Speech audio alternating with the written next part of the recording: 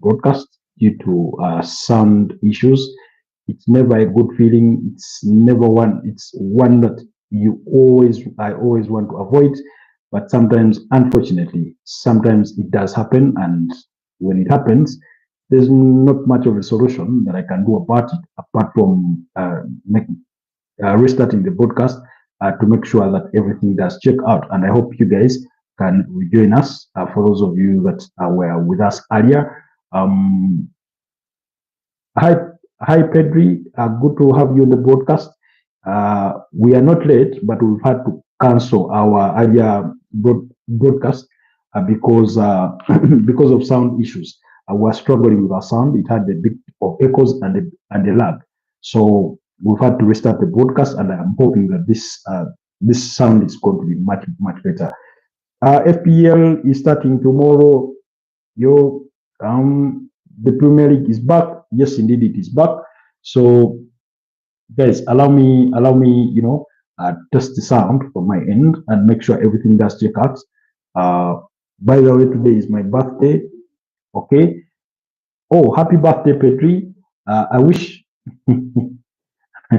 I wish my vocal cords had not been dumped in the water. I would have sung for you a happy birthday song. But my voice box is not one meant for singing. It was only built for speaking or talking. But happy birthday to you. We wish you the very best. Whatever your new age is, may it come with wisdom, may it come with grace and kindness, as well as more knowledge and success going forward in whatever your endeavors are. So happy birthday to you, born on the 14th of August. Who was born on this day that I do remember? Not anybody. It's okay, no singing needed. Okay. But like I said, we've had to restart our broadcast. We are already with some people, with Peter Parker, we are with Tristan Leonard from the USA, we are with Benjamin from Gayaza, Kampala. But unfortunately, we had about 18 people on the podcast, but we've had to, have a do-over due to challenges with sound. Tester is saying we can clearly hear you now. Yes, that's good. That's very positive to hear. That's very positive to hear. But like I said, today we will be speaking transfers. We will be speaking the Premier League because it's going to get underway tomorrow. We will also, speak more about it tomorrow morning. But at least now, is it Lil Ann? Hi, how are you doing? Good to have you on the broadcast, guys. If you're just joining us, my name is Robert Kesakos, and I'm coming to you live from Kampala, Uganda.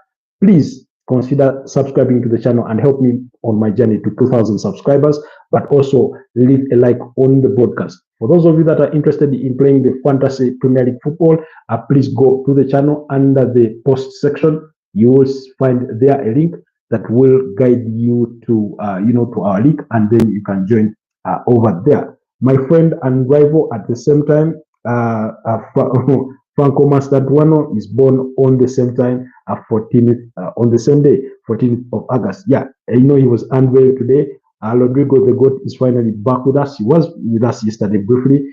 Good to see you around. We both like Messi but support rival clubs. Unfortunately, that's the irony of football and life in general. But yeah, those things tend to happen. Those things tend to happen, and they do happen as much as we would love to see them, and they do happen. They do happen. So, like I said, we will start things off with transfers before going into the gist of the Premier League kickoff and what our expectations are. I did give my season predictions. For those of you that have seen them, thank you so much. People that went over to the channel and watched that video. For those of you that haven't yet, please go over there and watch that video. We did also put out two videos today regarding Manchester United. We did talk about Manchester City and Chelsea. We did talk about Arsenal. So please go over there and check out that content. Two videos that were published today. What did you think of the Super Cup game yesterday? We did enjoy the final bits of it with Pedri here, especially the penalty shootout. Overall, I thought it was a good game. Of course, the kind of starting 11 that PSG did start with was not one I had personally envisioned. about the suspension of João Neves, I did not think that Fabian Ruiz would equally, start on the bench. But Tottenham got done by a team who had only returned from pre-season 6 days ago. I remember after their FIFA Club World Cup, they all went into a break, and while for some teams they had returned a fortnight earlier, PSG had only returned 6 days ago. They took a 2-0 lead. That's Tottenham Hotspur's quite in an unexpected fashion, and they couldn't hold on to it because the game everything felt in Tottenham's favor because they defended really well. They denied PSG spaces until the 60th minute when Fabian Ruiz comes on and things started to change. So Tottenham failed at game management. They failed at that. I felt that once they scored that second goal, quickly, a couple of minutes later, they went into that defensive mode. They played so deeply with the low block, and that worked to their disadvantage. In fact, when Fabian Ruiz came on, it didn't take long before until they scored, but that goal had turned out to be offside, so it was ruled out. Tottenham held their foot until the 85th minute when I think Warren Zaire was it who scored actually no, it was Lee Kang-in who scored for the first consolation of PSG. And I thought, okay, yes, they've scored, but maybe Tottenham can still hold this out. But who knew? Goncalo Ramos had other ideas when he came on. Ousmane Dembele providing a brilliant assist there for Goncalo Ramos to score the equalizer, and then of course the game went into extra time, and once it went into penalties, and once it went into penalties, anything was bound to happen, and we saw what happened.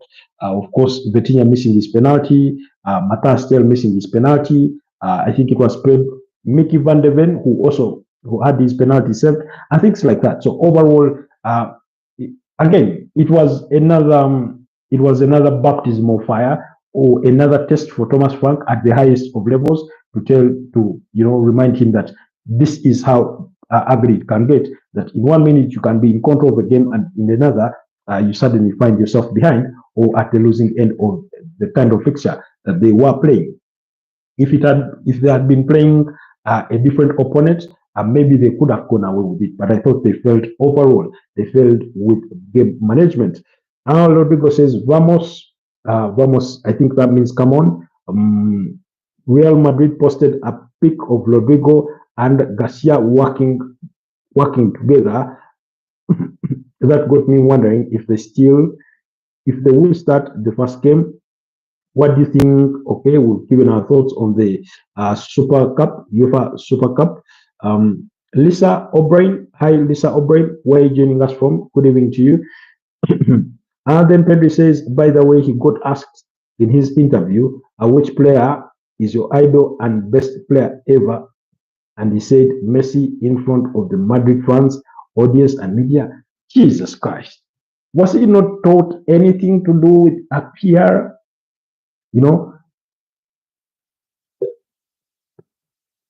Did he have to be that bluntly honest? No, you do not say that in front of Real Madrid fans, even though it's true for you. At least at least say Diego Maradona. They may be fine with hearing that, because I mean he's a legend of the game, he's long since passed, so they wouldn't take any pun to that. But I mean, wow. I'm sure for a second Real Madrid fans hoped they had their ears covered at the moment he mentioned that, for some of them. Rodrygo says, taught things, they bottled it in 5 minutes.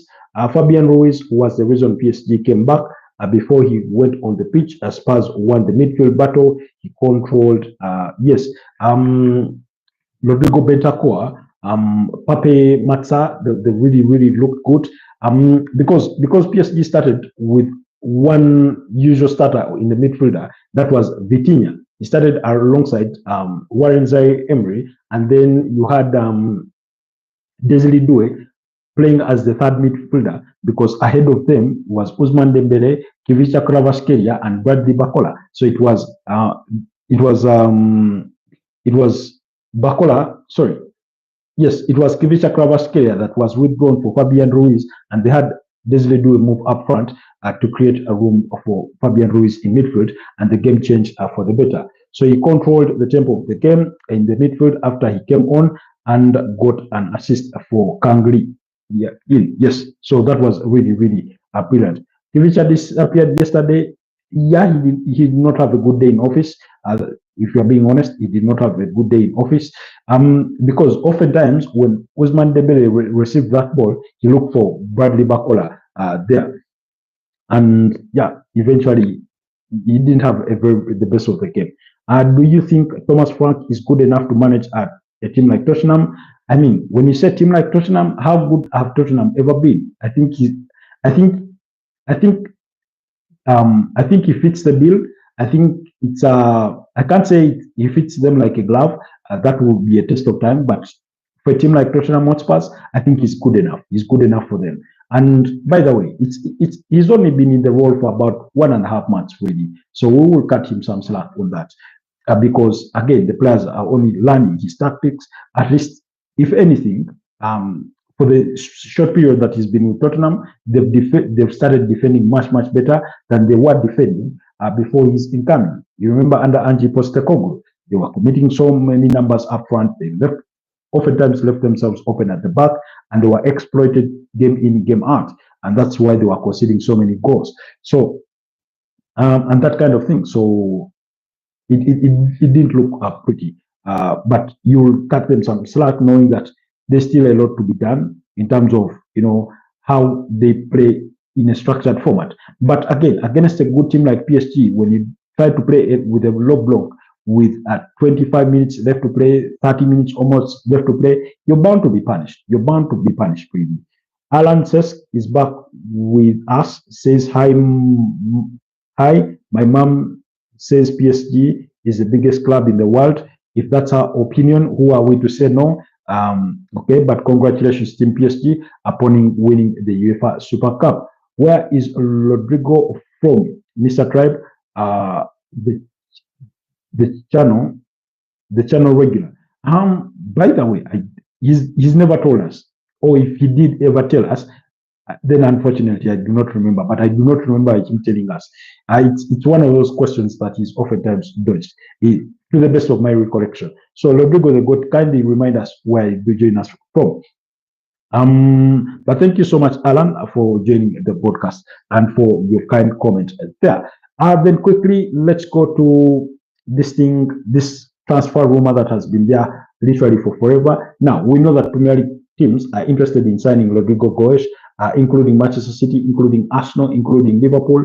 At some point, Chelsea were introduced in the conversation. Now, today we did get reports that apparently Arsenal are holding it out, waiting out for an answer from Rodrygo's camp before making an official bid for Eberechi Eze. Now, this comes in the wake of news that Tottenham Hotspurs have renewed their interest in signing Eberechi Eze from Crystal Palace. Now, apparently, Crystal Palace are wondering why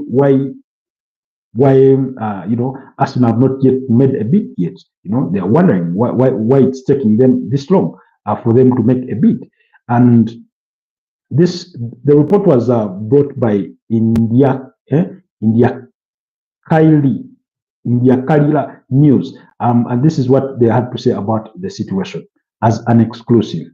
Arsenal want Champions League winner to join the club. Now, Rodrygo Goes is a Champions League winner in 2024 and in 2022. He's a Champions League winner with Real Madrid.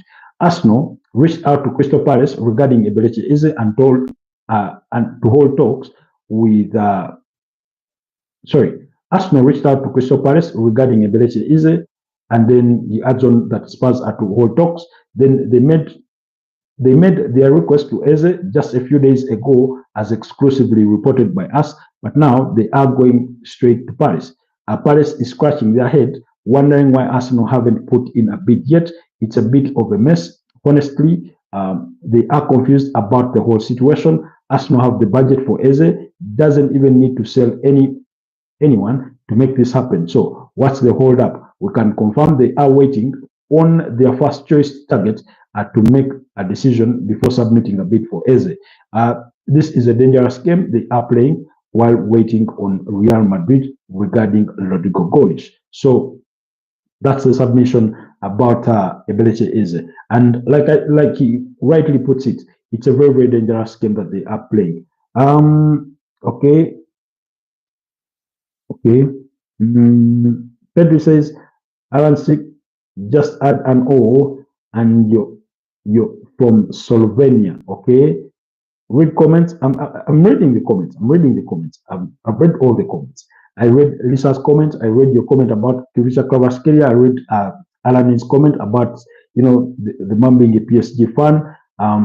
Then I did read the one about Rodrygo Goes. I did read the one about Alan. Yeah. So I'm reading the comments. Sesko. Oh, okay. I understand. I understand what you mean. So now, like the news puts it, I think it's a very dangerous game for Arsenal to play because, like I've already said, I do not think Eberechi Eze is going to sit there and wait until forever for Arsenal to make up their minds on whether they are going to bid for him if there is a good offer that comes in for him from Tottenham Hotspur.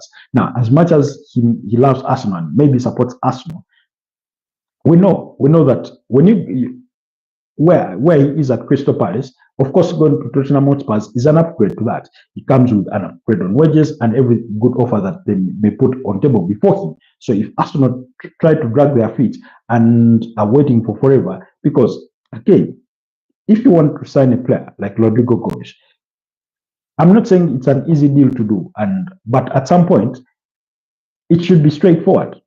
It's not like it shouldn't, signing a player shouldn't be like courting a woman, where you have to constantly make pitches, then today they don't give you an answer, you go back the following day, then you try this, you try that, you buy flowers, you buy a chocolate, you buy whatever strategy you may deploy.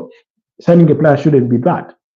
You make a proposal to the players, representatives, you put up front the project, what your vision for the player is, what their role would be in your project, and it's either they say yes or they say no. Now, I understand that it's been widely reported that Real Madrid, one, wouldn't stand in Rodrygo's way should he want to leave. Two, that the player would prefer to remain at Real Madrid. But for me, the question is he going to get enough playing time at Real Madrid? I know he featured in that game that they won recently, I think by 4-0, in which Kylian Mbappe scored a brace and then Eder Militao, and he also scored in that game. So, but when they brought in Franco Mastantuono, and I'm not saying he's a guaranteed starter himself, but the way Xabi Alonso looks to deploy his team, it looks like to me that predominantly he's going to be a bench player. And sometimes when you're at a team as good as Real Madrid, those things tend to happen. I remember Asia Iraramendi was a very good player when he came to Real Madrid, but he was a bench player. At some point, Kaka was a bench player. Gonzalo Higuain was a bench player, So all good players have gone through some of these series at Real Madrid. I understand that. But so Arsenal should make up their minds if they are to count their losses that they are not getting Rodrygo Goes, because I understand he's the kind of player who you also sign to prevent him from going to your opponents. That if that makes sense. You remember how Jose Mourinho used to do that kind of thing? He signed Mo Salah to prevent him from going to his opponents. He signed William Borges de Silva to prevent him from going to Tottenham Hotspur. Then who else? You remember when he signed Fred at Manchester United? It was to prevent him from going to Manchester City. So those things I understand they get to be done. Tester says Arsenal must bid because Tottenham is a big rival. Eze will be the final chapter to have a chance at the Premier League. Personally, I do not think he will be the final chapter, but he will be very, very key to that because somebody today raised an integral question, and maybe not a question, just a comment. He did say that actually, I think it was Curtis. I think he's called Curtis. Usually tends to feature on AFTV. he did say something like one injury away, and then suddenly Arsenal are back to square one, are back to the back three, the front three of last season. Let me see if I can find the exact comment that he did put forward. I understand the need to sign Victor Yoka. Sorry, they need to sign Eberechi Eze. Actually, yes, Kati said this. Either Saka or Victor Yokaris gets injured and we are back to the front three last season. That means Mikel Merino, or Kai Havertz. Liverpool and Manchester City are doing madness with their summer signings. I do not want to be inclined to believe so. Then the front three does not look good enough to win us the Premier League. Those were the comments of Curtis Jones. I would want to hear from you, Tester. Do you agree with that the front three are not good enough? Personally, I believe that Arsenal's front three is good enough to win them the Premier League if they can stay fit for the whole length of the season. Now, of course, it just doesn't start and end with staying fit for the whole length of the season or staying injury free. It also has to do delivery with it. While I believe that Arsenal could use 2 extra players, and in my opinion, it shouldn't be a question of either Eberechi Eze or Rodrygo Goes. If they can make it happen, I would rather it be both. So that then you have numbers in terms of quality, and you bring in competition. Now, I also understand the principle that if they were to sign both players, they would need to sacrifice one of Gabriel Martinelli or Leandro Trossard. Now, in my opinion, it will be Leandro Trossard. And the reason for that is one, he's left with 1 year to his contract. And then when you look at his resale value, it's bound to be much lower as he continues to grow, as opposed to Gabriel Martinelli, because Gabriel Martinelli can go on to have a brilliant season and then suddenly he's commanding £80 million plus going into next summer if you're still interested in selling. And I think by the time we get to next summer, we'll have 1 year left for his contract also. So when I assess the Arsenal situation, they need to make up their mind, at least, whether any other signing after Eze or Rodrygo will depend on who moves out or who leaves the club. They need to make up their mind when it comes to those 2 players, when it comes to Eberechi Eze. And I mean, for me, the reason I remember doing a video on why I would choose if Arsenal had to choose between Rodrygo Goes and Eberechi Eze. And as good as talented as Eberechi Eze, as talented as Rodrygo Goes is, I would choose Eberechi Eze. Premier League proven, good on taking on players. His off the ball work is really, really good. All round, his Premier League build, Whereas Rodrygo, it would be another gamble on a Brazilian. And we know sometimes Brazilians come to the Premier League and they fail. Does any of you guys remember a striker called Joe at Manchester City? During the time of Mark Hughes, he had an afro, very much hair on his head, an afro. Do any of you remember him? So instead of taking a gamble on Rodrygo Goes, if I had to choose between Eberechi Eze and Rodrygo Goes, I would actually choose Eberechi Eze. Why? Particularly in the moment that Arsenal find themselves in. They are they're going into that kind of season that it feels like a make or break time for Mikel Arteta. Now, his bosses may not feel that way, but at least that's what fans feel. So you need a player who is going to deliver instant impact without so much as the need to acclimatize to what you're trying to, build or to what you're trying to create, that kind of thing. So that's the kind of player that you do need, and for me, I believe going for both players is good, but if they had to choose between Rodrygo Goes and Eberechi Eze, at the moment, my view would be that go for Eberechi Eze. He's just ready. He's just ready. He's just ready. So you guys, you can go to the channel and check out that video. I remember I did that video on who should Arsenal choose between Eberechi Eze and Rodrygo Goes. I do not remember how far back it should be, but it's one that I did do, and it should be somewhere on the channel. I think it was after. Yes, it's there. Rodrygo versus Eberechi Eze. Who should Arsenal sign? Both are exclamation mark. So that's the question that I did pose. If they have the option to sign both, they should sign both. But if they have to choose one, for me, it's Eberechi Eze, really. Can play on the left wing, can play, as a backup to Martin Odegaard, even though you have Ethan Nwaneri in the same role. So you get a dynamic player. I know Rodrygo Goes is equally dynamic, can play left, right wing as well as a centre forward. That's a huge plus if you are to get him. But let's just wait out and see how that will go down. Then, guys, quickly, let's move away from Arsenal and speak about the latest from the transfer desk because Nottingham Forest have reached a total agreement with Manchester City to sign James McAtee. Package for the 22-year-old England midfielder is worth about £30 million.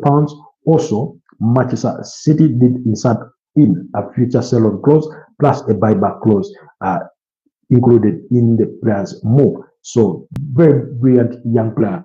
I think he's going to be a very good player for Manchester City. For Nottingham Forest in that midfield. Then also, still speaking Nottingham Forest did reach or have reached an agreement in principle with Ipswich Town to sign former Arsenal Academy graduate and ex-Chelsea star, that's Omari Hudson from Ipswich Town.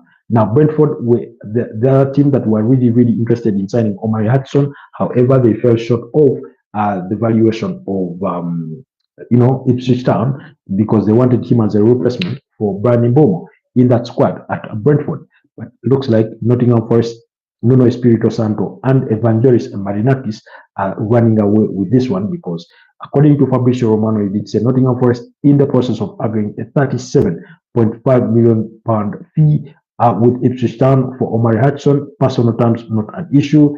Nottingham Forest plus the 21-year-old Ipswich Town playmaker both still have other options. So transfer not done, but ready pending final decisions. So again, initially he had the release clause. I think it was a relegation release clause that was worth about £35 million. Brentford went in with, I think, shorter than that, and that their bids were rejected. But let's wait and see. It looks like Nottingham Forest are getting things wrapped up really, really quickly. We'll be keeping our eyes peeled to that. Then also, Newcastle did reach an agreement with Aston Villa to sign Jacob Ramsey, the 24-year-old England midfielder, is joining the Magpies in a deal worth a total of £44 million. £39 million as guaranteed fees plus £5 million in expected add-ons for the Englishman. He did travel already to Newcastle ahead of completing his medicals before joining Newcastle. Then yesterday we talked about, SC Roma's interest in signing Aston Villa's Leon Bailey. Apparently, no formal bid had come in, but the expectation is that it will be a loan option. And now SC Roma are equally interested in signing Jordan Sancho from Manchester United. Their offer is to take him on an initial season-long run with an obligation to buy for about £20 million. An offer that Man United is really mulling over and could be expected to accept it because the conditions for which turn the loan deal into an obligation to buy are going to be really, really easy or easily achievable to entice Manchester United into making that deal. And according to Fabrizio Romano, the player in Jordan Sancho would prefer to stay in Europe would prefer to go to AC Roma as opposed to going to Besiktas in Turkey, where he is also of interest over there. So we'll keep our eyes and ears peeled to those transfer updates and see if there will be any developments. Tester says our front three are good, but you are right. If one or even two fall away, then it will be a repeat of last season. But remember, past 3 seasons, even with an issue like this, we will still manage to keep pressure. Now, yes, keeping pressure is one thing, but getting it over the line is another. For example, do you know that Gabriel Jesus is an almost forgotten figure at Arsenal? It wasn't until media day that we got to see him back, really. that we got to start speaking about him again. And I think there's a photo he shared on his Instagram stories of his boots showing that he had been on the grass, doing some ball work. Now, is Gabriel Jesus reliable? I mean, you have to go back to the 2022-2023 campaign when he had just arrived at Arsenal in the first 6 months that you do remember a reliable Gabriel Jesus. Now, of course, I think during that season of 2023-2024, you remember he suffered that knee injury and he came back in that game. I think it was away against Aston Villa, or yes, no, against Fulham. Against Fulham, it was away against Fulham at Craven Cottage, and he got all the applause when he was returning from that knee injury. But ever since he started struggling with injuries, he's never been the same player. We're talking about a player who, in 17 Premier League appearances last season, he could only score what? 3 goals only in the UEFA Champions League, 5 appearances, 0 goals, I think 1 assist. So it's in the Carabao Cup that I think he scored 5 goals, So when you look at Arsenal's front three, in terms of the backup players, now, let's say you lose, let's say, God forbid, Victor Gyökeres to injury. You have Kai Havertz, but we're talking about the same player who Arsenal have not been able to win a title with, In other words, while he's good, he's not good enough for the good. So you have to pray that you do not lose Victor Gyökeres for a long-term injury, and also that he also gets to click, an instant click. Now, when it comes to Bukayo Saka, at least you have Noni Madueke now to feel that way, should he get injured. Of course, where you have Gabriel Martinelli, you also have Leandro Trossard, and then Ethan Nwaneri, a backup for Martin Odegaard, which for me, I believe, is insufficient. We do not know what Mikel Arteta's plans are for Max Dorman. Now, while he's very young, we can't put the pressure on him. If he's to be integrated in the squad, give him the time to play. Let him be your next Lamine Yamal if he's that good, So when you look at the overall depth of the front squad, you can't help but feel that it is still shy of a couple of numbers, because Gabriel Jesus is so injury prone. I wouldn't be surprised if, for example, we know he's not going to play against Manchester United. Probably he's not going to play the first 3 Premier League games of the season, and then we'll go into the September international break. Now, it wouldn't surprise you that by the time you conclude the September international break, for which usually Arsenal tend to play a test game or 2 behind closed doors at London Colony, that he suffers an injury or a setback, or he returns. I think after the international break, Arsenal have to play. I do not remember particularly who, but remember they return and play about 3-4 games before going into the October international break itself. He could come back and play 1 to 3 games and suddenly he's injured for the next 10 games. So he's very, very unreliable in that sense. If he's fully fit and he kicks on, he can offer you a lot in terms of going forward. He won't post you the good numbers in terms of goals and assists. He's not very effective in that. But in terms of having him as a backup player that you can call off the bench, he can be a good player if he's fit. But like I've always said during the course of this summer, is that Arsenal's plan was always to move on Gabriel Jesus during this transfer window. However, that anterior cruciate ligament injury that suffered in January really, really did not help the club's plans for the summer. King Lotto says Eze is waiting for Arsenal, but if they do not bid, then he is open to Tottenham. That's the unfortunate bit. Because apparently Arsenal are trying to wait for Rodrygo Goes, before they can make a bid for Eze. And like I said, if Tottenham are going to give him their pitch, he will weigh his options. I'm sure whichever his connections are, they will inquire with Arsenal and say what's going on.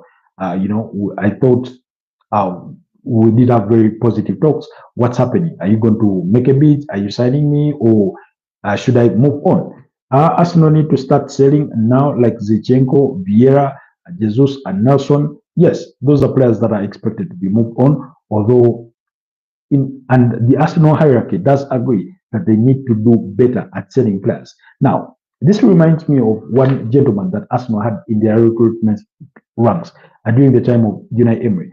That gentleman was Raul Sanllehi. Now, for all the criticism you may give against Raul Sanlehi, he was good at selling players. You remember he sold what's his name, Alex Iwobi to Everton for about 35 million pounds. So he was really, really good at selling players when it came to that. At least he didn't sell many, but when it came to negotiating the sale of players, he really looked good. Now, Zinchenko knows well that he's falling behind in the pecking order behind Maslow Skelly.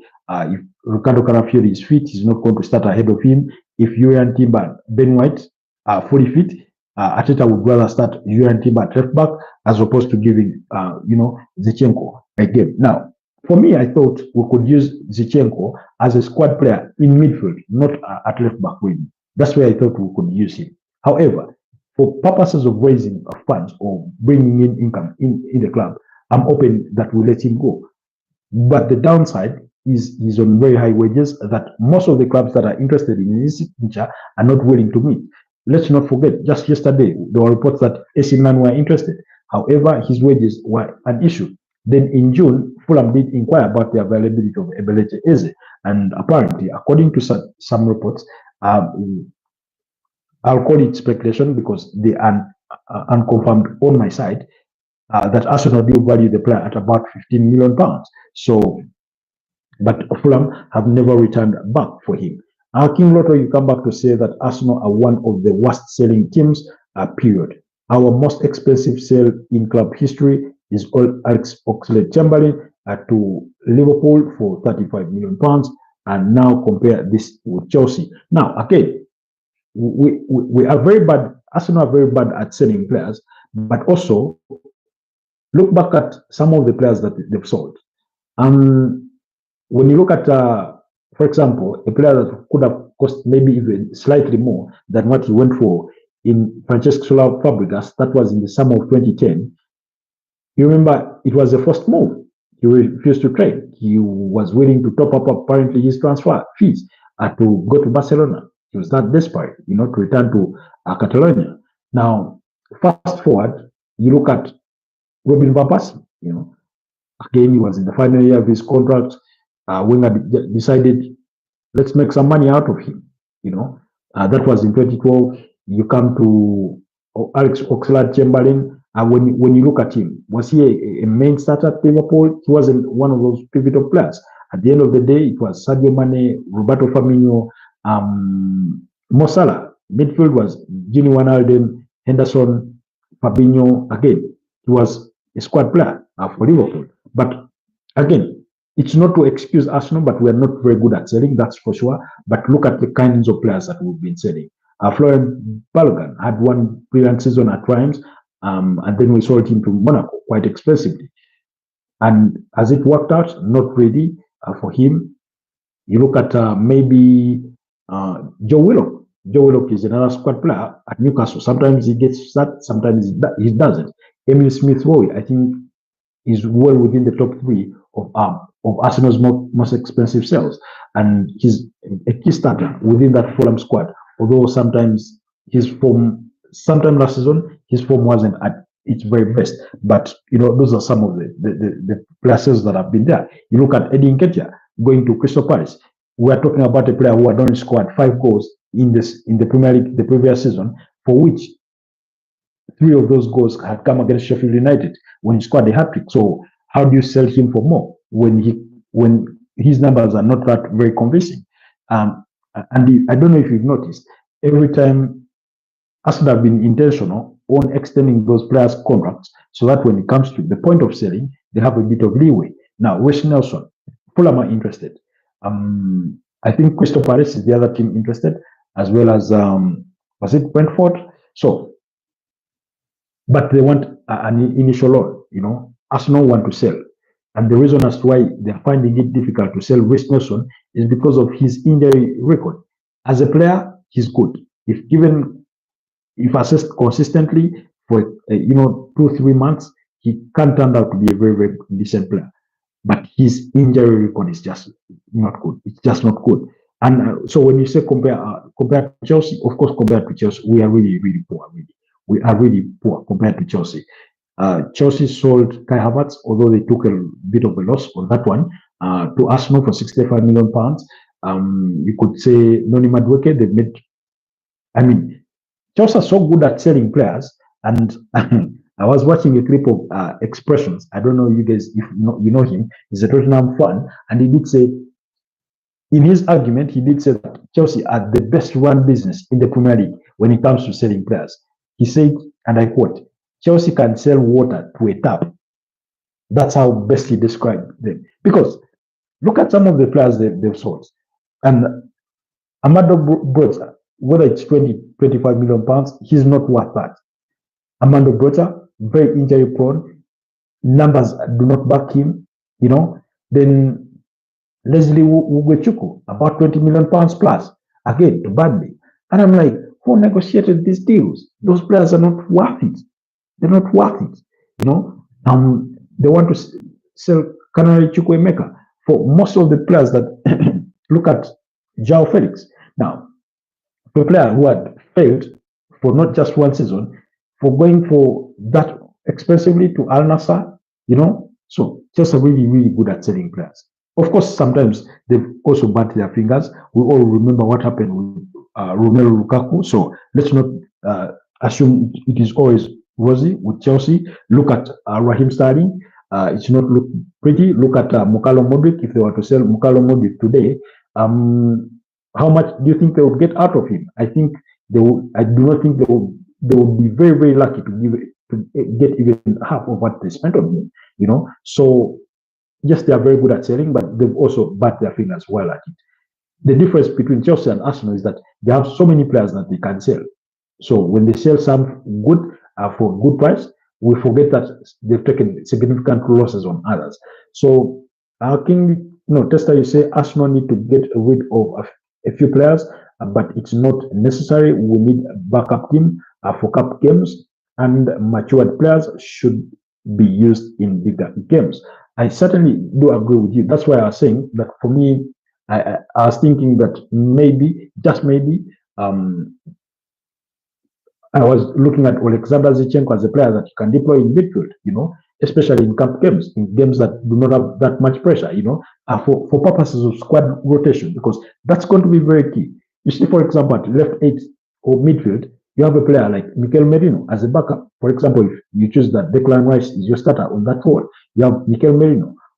But look at Martin Odegaard. Right now, it's only Ethan Nwaneri, So if you lose Martin Odegaard to injury, are you going to only rely on Ethan Nwaneri? You will need a backup. So that's where a player like Alexander Zinchenko comes in. Not that he will be very good in that particular role, but at least he gives you numbers to play with in midfield, because then you can decide to push maybe Martin Zubimendi up front to help you in that role, or you can push Declan Rice to play in that role, whichever way you choose to organize your team, or if you choose to play Leandro Trossard in that role, should you retain him? So I do agree with you that at the end of the day, they need to retain some players. I'm not Albert Sambi-Lokonga, that one should be sold.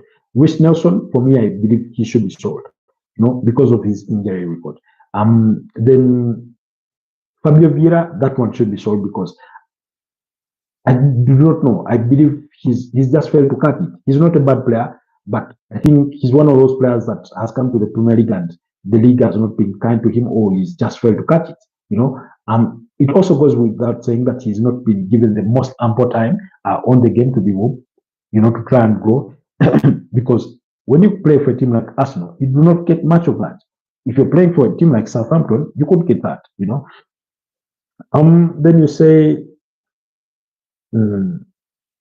okay, I think I read that.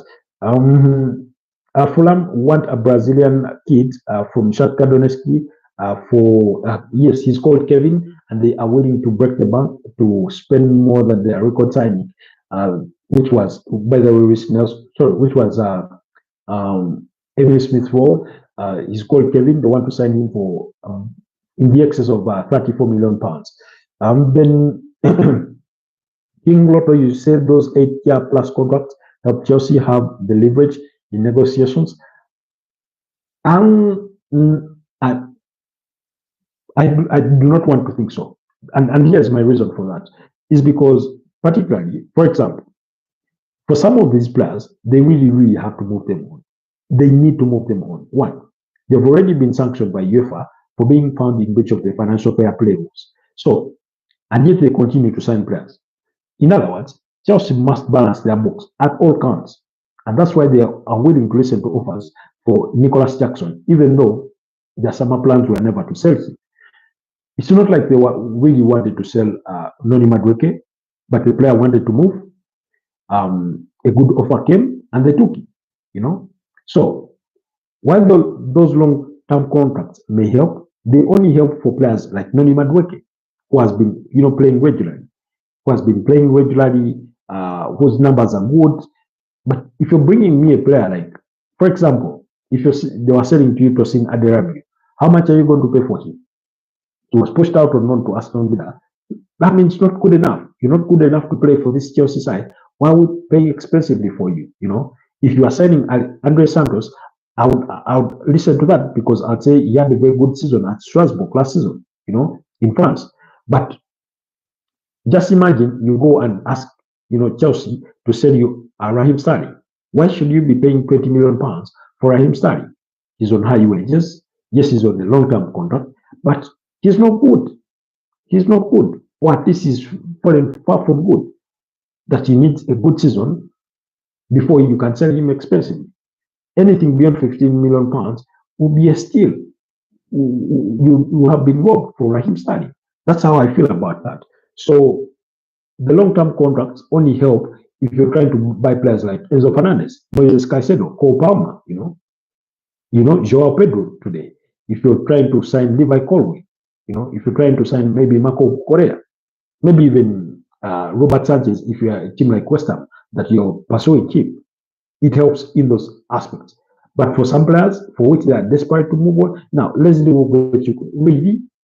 Amanda Brocha, I do not know how many loan spells he's gone on from Chelsea. He went to Everton, he went to Southampton, he went to what was it? There's another loan spell that he had. All of them unsuccessful loan spells. Then you say Jesus should be sold at 200k wages for nothing. Yes, on very high wages, very unreliable. I do agree with you on that one. And I did cite that in 17 appearances in the Premier League last season, he only scored 3 goals. So while he can be good in other aspects, for what he's actually there for, to score goals, provide assists, create goal scoring opportunities, and score goals, he's not good. He's not for the good. I would rather you let him go and secure the services of a different player. I do not know who that player currently is in the market, but you would rather offload him and use those wages on a player like Rafael Leao, although he's not in Arsenal's plans. I'd rather you go and sign a youngster or a striker, a good prospect. Of course, personally, I thought that after Edin Ketia that Chido Martin Obi was our next big thing. And then we also made a blunder and went and sold Mika Bilia, who is at AC Monaco. I do not know why. Because I was like, we do not have a kid coming through the ranks at the academy who is ready to join the senior team to be the next Edin Ketia. Because once again, you need that kind of small player who predominantly is going to play maybe with the reserves, but can be called upon once in a while to score you a couple of goals, either in the Carabao Cup, the FA Cup, even if it's in the Premier League, when you're really, really short, or when you need rotation, when you want to see out games, you're leading, a game by what, 3-0, 4-0, give your main players the rest, by rotating them with those youngsters. You say I'm scared of Manchester United attack this weekend. You see, the game between Manchester United and Arsenal, the last time Arsenal won the Premier League, the whole team was worth as much as we have spent on this transfer window. Yes, because football has changed really. The prices of players have skyrocketed. They've gone through the roof. Oftentimes, I feel that players are being overvalued. Not all of them, but at least many of them. So, for example, you look at a player. Allow me to use this example. Tell me why Southampton want at least £45 million guaranteed fees for Tyler Dibling plus £5 million in expected add-ons that are easily achievable, plus a 25% future sell-on clause. Now, I understand he's a very young, good talent and prospect, but he's only a prospect. He's far from a finished product. You could easily sign him, and he doesn't come good. And he's the next Jeremy Ariane. He's the next Julio Batista. And he doesn't really come good. Tell me why. Even signing Omari Hudson for 37 million pounds, that would be high. These figures are high, really. These figures are really, really high, because, again, if you have to compare numbers, now, compare Victor Yokeres's transfer fee to that of Amado Brocha. It's almost half the like you spend a team like Burnley spends half Victor Yokeres's budget to sign a player that is not even a quarter Victor Yokeres, So it's not really, really good. I don't understand Chelsea, they sell Madueke and get Sancho. I also don't understand the logic, but I mean, they needed to make money and they got to make a profit off Madueke. Maybe that's the rationale. But then also, the money that you make off Madueke is almost exactly what you're trying to spend on Garnacho or Xavi Simons, So, I mean, I do not get the business model, but it works for them. You did mention that you're scared of Manchester United. You have every reason to be, because for me, I'm not scared of Manchester United's attack, but Manchester United, for everything they've done wrong, they've, for some reason, oftentimes found it they've always been very formidable playing against the big teams. When you go back into the books of last season, you'll find that most of the teams that beat up against Manchester United were smaller teams. When it came to facing teams like Manchester City, teams like Arsenal, teams like Liverpool. Remember they forced Liverpool into a 2-2 draw, forced Arsenal into a 1-1 draw at Old Trafford. Remember they beat up against Manchester City by 2-1. So they have that capability for some reason of getting results against big teams. They'll force you in a draw, they will beat you on their day. So they're that. Mbeumo is a bowler, that's without a doubt. The way he plays impresses you. Yeah, Arsenal wanted him, Chelsea wanted him, Newcastle wanted him, but he only wanted Manchester United. He's not good a football player. So I understand why you will be scared of facing Manchester United. They do have a team that on a good day can hurt you, but also take confidence in knowing that Arsenal has a better team. When we go paper to paper, player per pound per pound, I think besides Bruno Fernandes and in an advanced position, I don't see which player in that Manchester United side gets to start ahead of those Arsenal players, right from the goalkeeper through the defense, midfield, and go forward. So maybe you find a slot for Bruno Fernandes within your team. I don't know who you sacrifice for that. Maybe Barney Bomo, based on his Brentford form, but in as far as putting on a Manchester United jersey, he's yet to show anything. Same applies for Matthias Cunha. Same applies for Benjamin Sesko. So, then also your project, the Arsenal project, is far more advanced, much more advanced than that of Manchester United. Now, it's not to say that guarantees Arsenal a victory over Manchester United, but it should be an advantage. And in fact, Tommy Arteta losing to Manchester United should, given where you are with your project, should be inexcusable, really. And I know the game of football can go either way, but it should be a team that you get to beat upon. They're still very juniors within the system within which they're going to be playing in. They're trying to understand that system. You must outwork them, you must outperform them and beat them. And I know Arsenal is capable of beating them, So, but in the historical context of view of things, I do understand where your reservations come from. On a given day, Bruno Fernandes can come and score a brace, and they win the game. It could be Brani Bomo. It could be Mino. You remember that game that Arsenal won 3-2 at the Emirates when Lisandro Martinez scored the equalizer for the second goal, So they are capable of those moments. You say, King Lotto, you say, I do not think Arsenal will get Eze. Arsenal leadership think he is too expensive, and Crystal Palace are standing firm on the price, this may go to the deadline day. Now, again, you see, Eberechi Eze is a bit of a late developer, if we are being honest. He started to blossom at the age of about 25 there, about, late 24, 25, and as far as the Premier League is concerned. So the other thing that Arsenal have to think about is future resale value.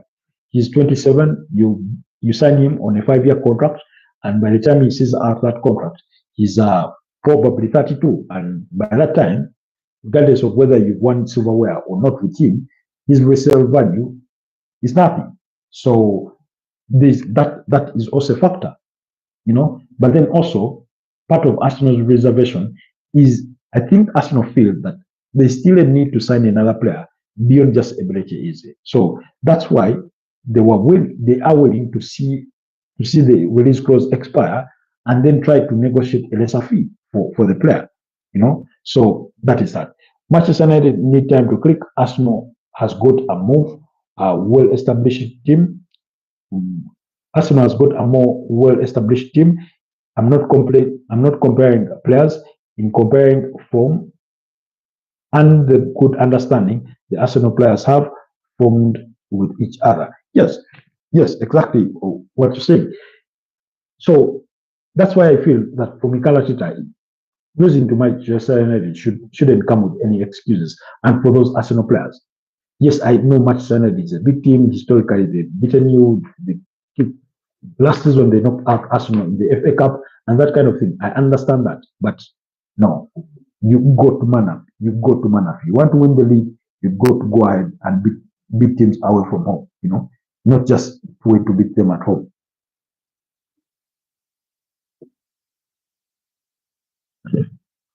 Excuse me.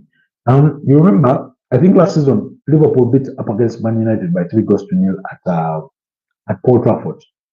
Before, was it Old Trafford? Last season, but they got, before they draw. Let me see if I can find that result in terms of, results. But yes, Liverpool beat Manchester United at Old Trafford by 3-0. Now, if you're Arsenal and you went toe-to-toe with Liverpool at Anfield, never mind that they had already won the Premier League title, and then when you had them at the Emirates, you went to toe-to-toe with them and beat them, was it by 3-1?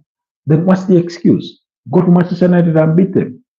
Eze is a win now type of a player, not an investment in a gamble. Not an investment. It is a gamble for me. If possible, I would love to get Liao. Now, again, according to reports, Arsenal are not interested in Rafael Liao. Even me out. For me, for a backup of Martin Odegaard, I would go with Eze, and on the left wing, I'd get Rafael Liao. However, the signing of Eberechi Eze is similar to the signing of Victor Gyökeres. You want a player that is ready for now, to get the job done now. A player that you're going to demand for results now. Not a player you want to look on for the next 2-3 years.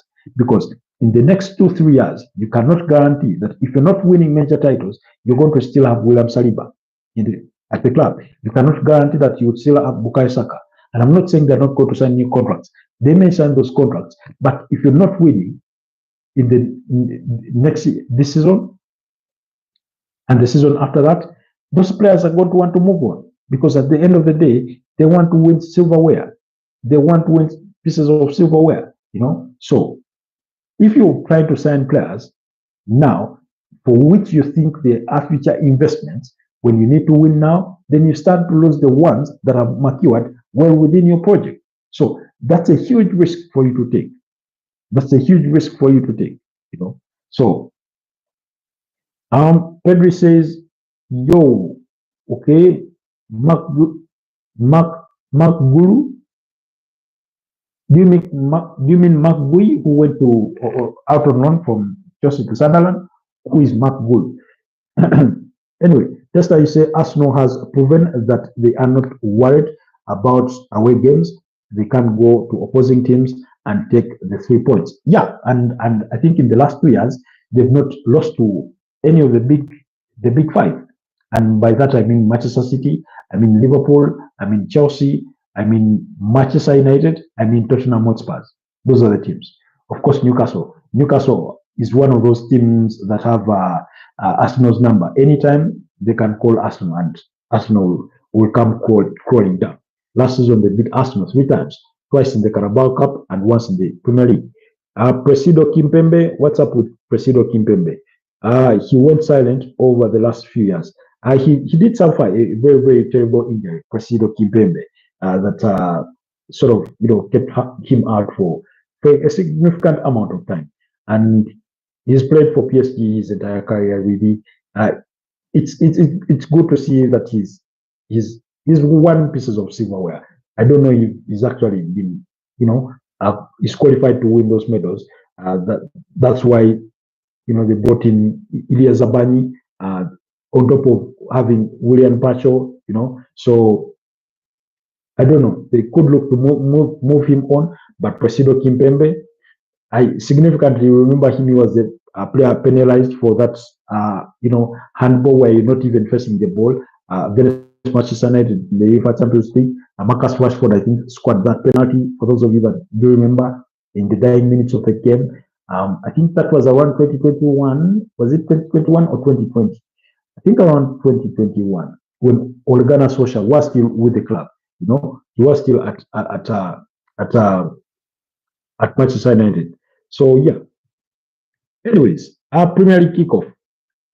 Where is Javinho? Yako was Javinho? I don't even know. Most probably he's since retired. Most probably Yako was Javinho. I don't know. Oh, he's in Greece. Oh no, not in Greece. But according to online sources what they have to say. But it shows he last played for a club called Aris. He did go to Turkey and played for Trabzonspor. For me, the last time I did watch him was when he had joined Parma in Italy. That's the last time I watched him. King Lotto, who is your favorite African player of all time? Favorite African player of all time? Wow, that's a bit of a difficult one, but let me see. What African player? I think it's got to be maybe Okocha, JJ Okocha. I didn't get to watch much of him, but I like JJ Okocha. I remember him at Bolton. Then I think Yaya Toure would come good. I did not get to watch enough of Patrick Mboma, but he was really, really spoken highly of. Mo Salah, Pierre-Emerick Aubameyang, then Yannick Kessie. Frank Kessie was good, very good at AC Milan. That AC Milan side that won the Scudetto, I think, in 2022. There is only one correct answer. I understand. Oh, there's only one. In your opinion, hey, he did play for Barcelona at some point. Samuel Eto'o Fields, yeah, he was good. He was really good. I know a person that loves him that much. He's at Aris in Greece. Mr. Tribe, do you know about Muhammad Abtrika of Egypt? Yeah, he was part of that, very, very little Egypt side that was winning the Africa Cup of Nations for fun. You remember back in 2006, 2008, 2010, Muhammad Abtrika, Muhammad Hassan, then the goalkeeper El Hadi. Yeah, that's Egypt side. Anyways, so guys, the Premier League does kick off tomorrow. Let's talk Emmanuel Eboue. Emmanuel Eboue was a good player,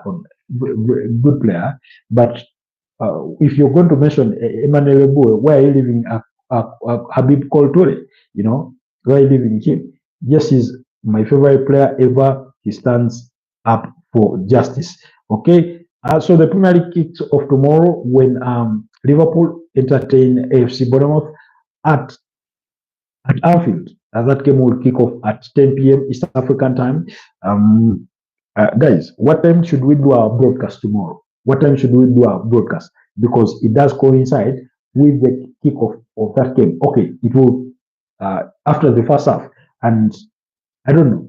I we may come a bit like 30 minutes late to the broadcast to accommodate, and then we watch the last 15 minutes or 10 minutes of the game together, and as we do our broadcast in that respect. But yeah, the reigning champions against Bournemouth, I think for me Liverpool should have zero excuse, should have no excuses. They should go and win this game comfortably well. Uh, Bournemouth, very very decent side. However, as much as decent as they are, I think they're going to need a bit of time to click, especially that back line that has been poked, that has been really, really poked for fun.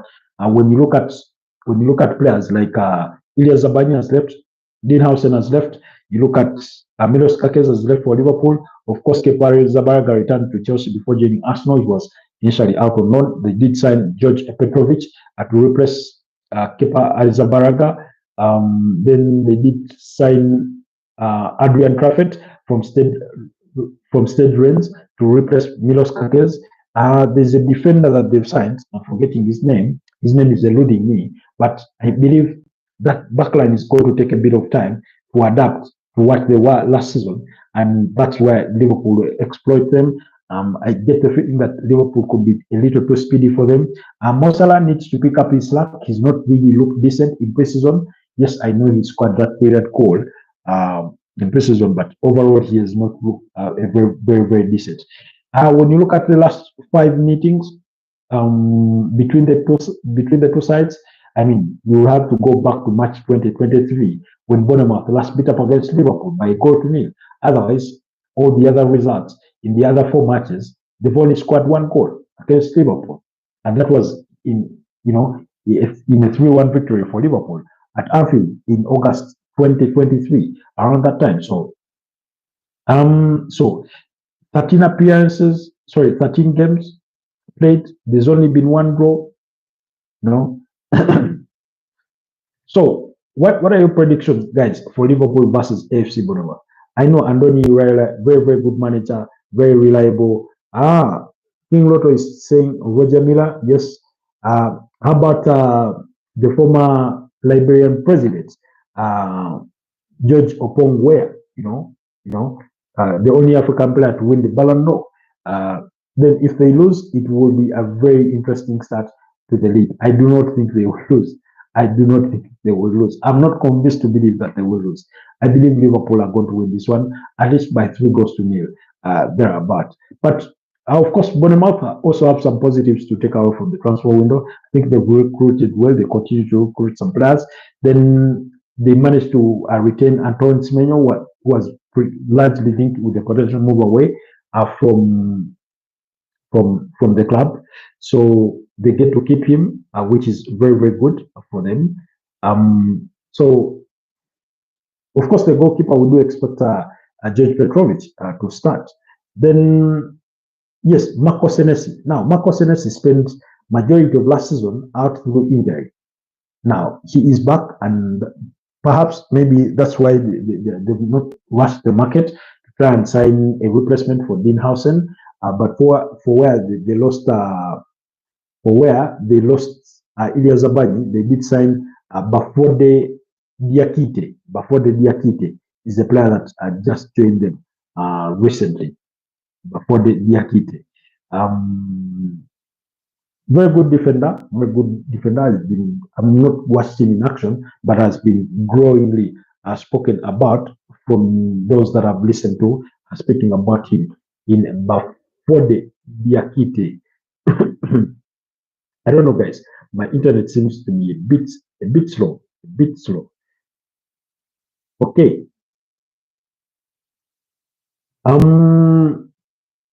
So then, okay. Then also the other player that they did retain is Justin Kluivert.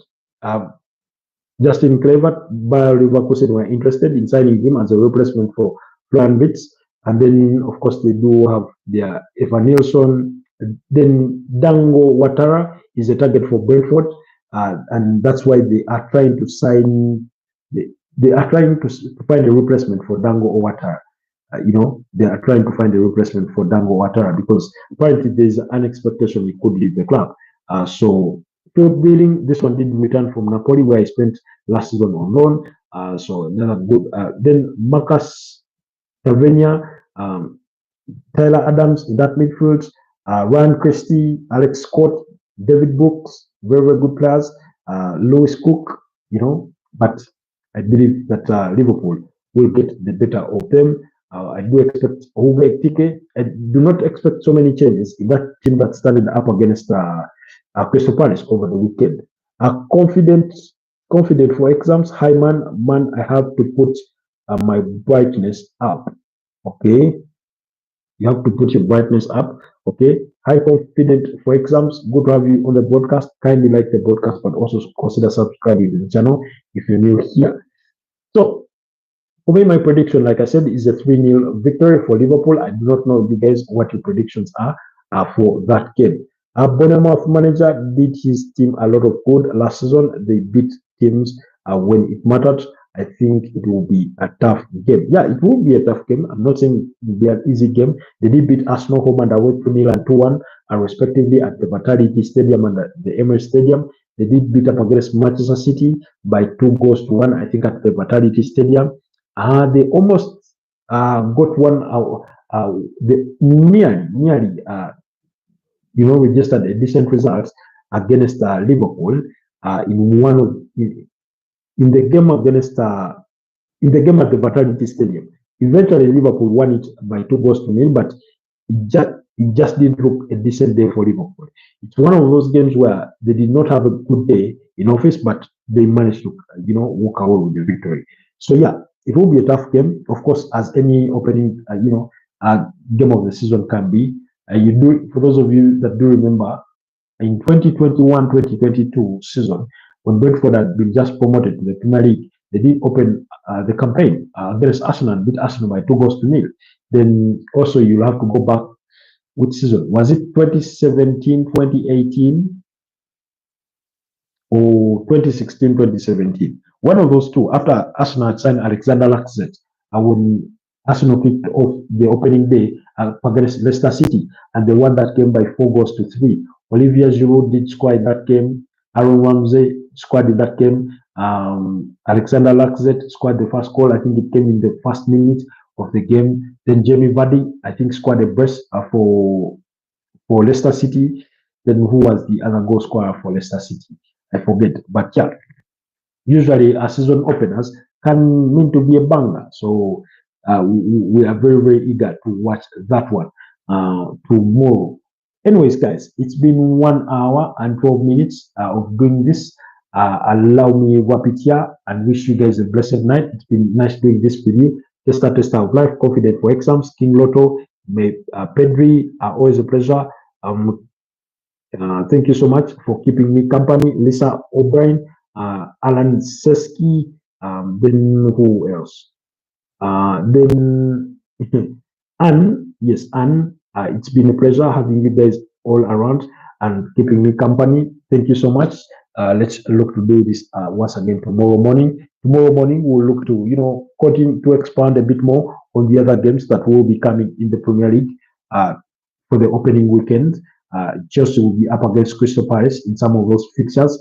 We all know about Manchester City have a date with Wolverhampton Wanderers in the opening weekend of the Premier League. Then what other notable game? I seem to remember like there's another derby before Chelsea against Crystal Palace. So we'll get to look at some of those games where those teams are like I said, teams like West Ham and Wolverhampton Wanderers, some of the teams that I do expect to continue struggling. Everton's addition of Jack Grealish and Kenan Barry Hall makes them a very, very formidable opponent. Of course, they still want some additions within the team. So yeah, Tester says I'm off now. Enjoy the rest of the evening, tribe, and everyone watching. We'll be back tomorrow. It's been a pleasure. Have yourselves a wonderful rest of the night, guys. Stay blessed and bye bye for now.